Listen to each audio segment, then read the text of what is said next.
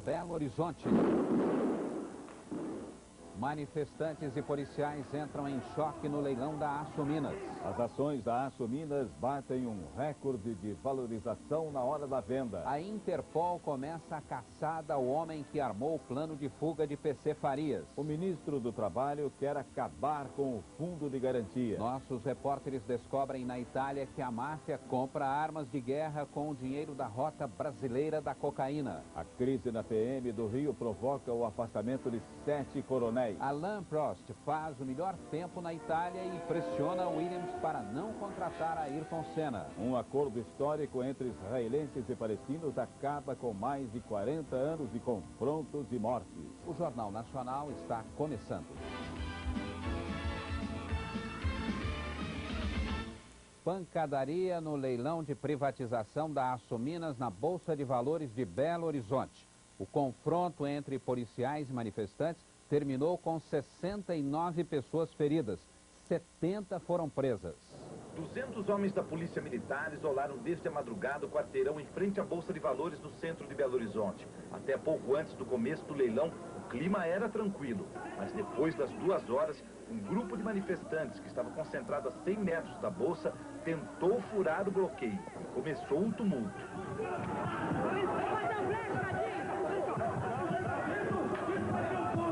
Os policiais do batalhão de choque usaram bombas de efeito moral e gás lacrimogêneo.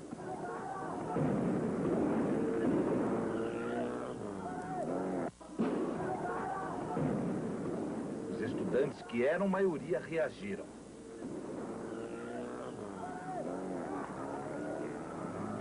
Os estudantes agora estão jogando pedaços de pau contra os policiais. E agora o batalhão de choque está tendo que fazer um cordão e está indo ao encontro dos estudantes.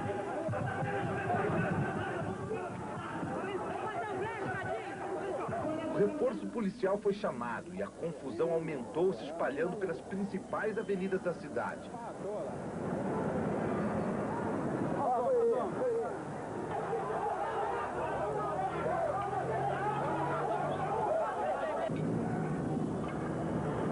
Os manifestantes começaram a jogar pedras.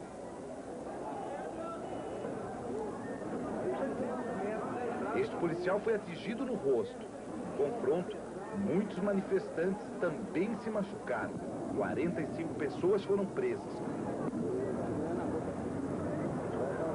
A polícia teve que usar até este carro blindado, lançando jatos d'água para acalmar os manifestantes. Com a confusão, a maioria dos compradores e visitantes saíram da bolsa, que foi fechada. No pregão, os corretores continuaram negociando normalmente as ações. Depois de 3 horas de leilão, o consórcio liderado pela Mendes Júnior comprou 35% das ações ordinárias. Agora, junto com os funcionários da Açominas, que já têm 20% das ações, o consórcio assumiu o controle acionário da empresa. Até o fim da tarde foram leiloados novos lotes de ações, mas 33% sobraram. Eles vão a leilão na segunda-feira. O ágio na venda da Açominas bateu o recorde na história das privatizações. 190%. O consórcio liderado pela siderúrgica Mendes Júnior, do qual participam também os empregados da Açominas, pagou mais de 45 bilhões de cruzeiros reais para ficar com o controle acionário da companhia. O governador de Minas, Hélio Garcia, divulgou nota oficial dizendo que a privatização foi um sucesso. Mas a nota diz ainda que a responsabilidade dos atos condenáveis é de poucos desordeiros que teimam em dificultar o progresso do país. O programa de privatização entra em nova fase. Joelmir Bettinger. Com a venda da Açominas, o governo afasta-se completamente da produção do aço, negócio no qual permaneceu durante meio século. Nos próximos dias devem ser divulgadas as novas regras e as novas moedas do programa de privatização. A ordem é acelerar os leilões do setor petroquímico. E já estão em estudos as emendas constitucionais para a abertura do monopólio das telecomunicações. Ao mesmo tempo, o governo acelera as licitações para a privatização dos serviços de manutenção de 8 mil quilômetros de rodovias federais, como já se faz com a Via Dutra e a Ponte Rio-Niterói. E o presidente Itamar Franco acaba de baixar o decreto regulamentando a formação de consórcios privados para a produção de energia elétrica em todo o país. O tráfico de drogas no Brasil ajudou a organização do mafioso Marco Pugliese a montar uma grande operação de venda de armas na Itália. A descoberta é de um juiz italiano que investiga as ações da Sacra Corona Unita e que ajudou a localizar um mafioso preso há 2 meses no Brasil. O enviado especial da Rede Globo à Itália, Caco Barcelos, conversou com o juiz, que está ameaçado de morte e já escapou de 4 atentados. Este é o cenário do último atentado da Sacra Corona Unita, no sul da Itália. É a sede da justiça da cidade de Lecce, onde a polícia descobriu uma bomba capaz de pôr todo o prédio abaixo. O alvo, mais uma vez, era este homem, o juiz Cataldo Mota, que condenou à prisão perpétua o mafioso preso no Brasil, Marco Pugliese. Na opinião de Cataldo Mota, o motivo da máfia, pela primeira vez na história, montar uma base na América do Sul é a fama de impunidade que atrai criminosos de todo mundo para o Brasil. A justiça brasileira precisa agilizar a extradição de Pugliese. Há provas de que ele matou 9 pessoas e participou de mais de 90 assassinatos, diz o juiz. Aqui, ele já está condenado. Se voltar, ficará o resto da vida na cadeia.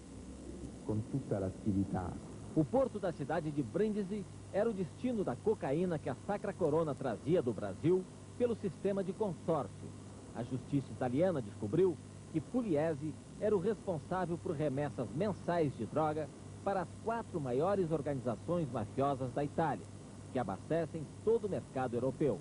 A cocaína da rota brasileira é trocada por armamento pesado do leste europeu. Esta faixa do mar Adriático facilita o contrabando. Ao sul, a Albânia, grande produtora de armas, fica a apenas 3 horas de barco deste ponto do litoral italiano. Ao norte, a Bósnia, em guerra civil, também é outra grande fonte de armas para os mafiosos. As patrulhas da polícia italiana estão em vigilância permanente na rota do tráfico, com barcos velozes equipados com radar. Os policiais nos mostram as provas de que esse trabalho está dando resultados. Esses barcos foram apreendidos com armas de guerra destinadas aos mafiosos. Nos últimos meses, as autoridades italianas acreditam que estão vencendo batalhas importantes contra a máfia. A prisão de Pugliese, por exemplo, está provocando um grande recuo da Sacra Corona. A esperança agora é acabar de vez com a organização. A seguir, a Interpol caça o homem que comandou o plano de fuga de PC Farias. O ministro do Trabalho vai propor o fim do Fundo de Garantia.